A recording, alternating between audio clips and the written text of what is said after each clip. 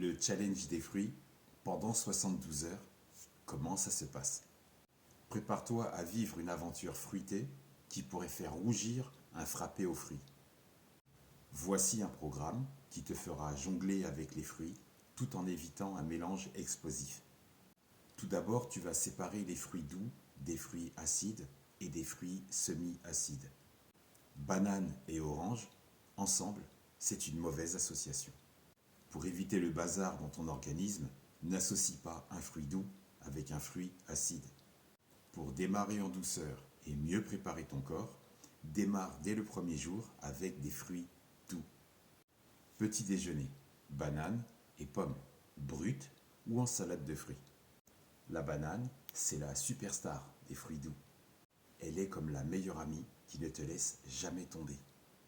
Banane et pommes ensemble, ça glisse.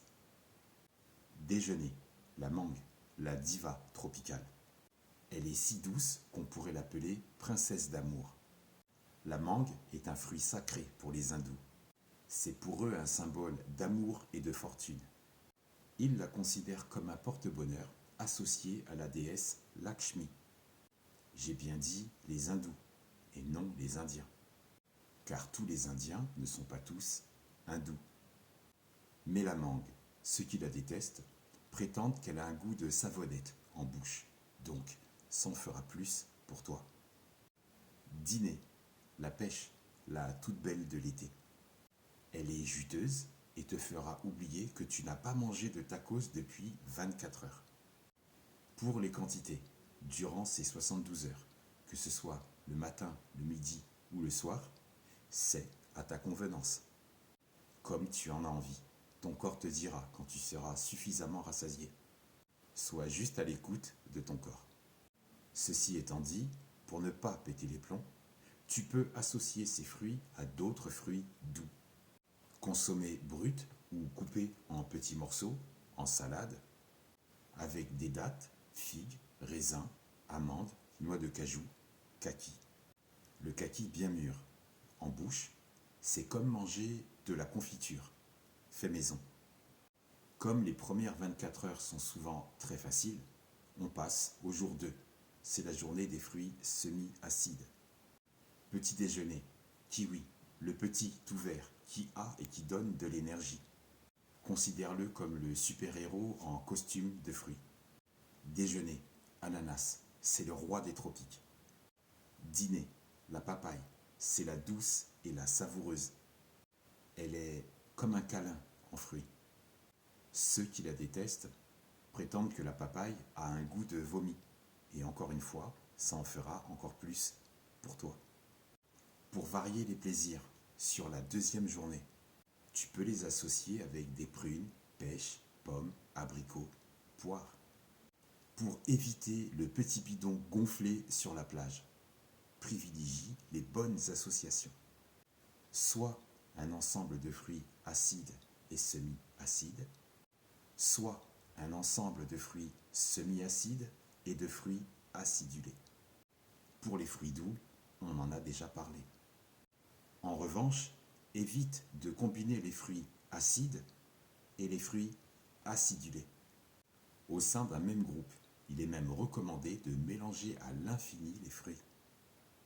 Petite exception à la règle, il y a beaucoup d'eau. Il y a beaucoup d'eau dans le melon et la pastèque.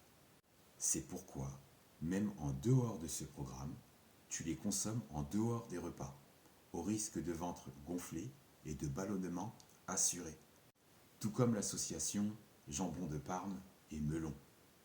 C'est peut-être très bon dans ta bouche, mais pas très bon dans ton organisme.